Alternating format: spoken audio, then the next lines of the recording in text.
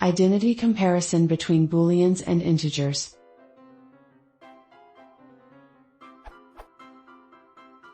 I've been playing and found this. The operators is and is not test for an object's identity. X is Y is true if and only if X and Y are the same object. An object's identity is determined using the if function. X is not Y yields the inverse truth value. Right now everything is okay. 0, 1, true and false have different ids, as they are different objects. And they are.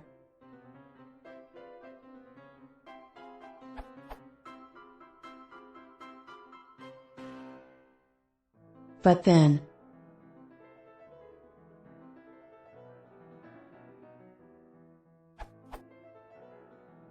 My question is, how is it possible that at the same time true is not 1, not false is true and not false is 1 all return true?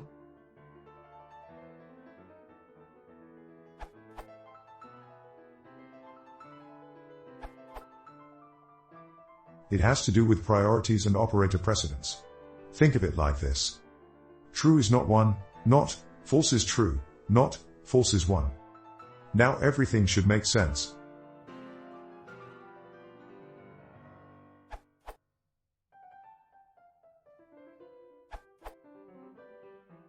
That's because is before not. This URL. So. And.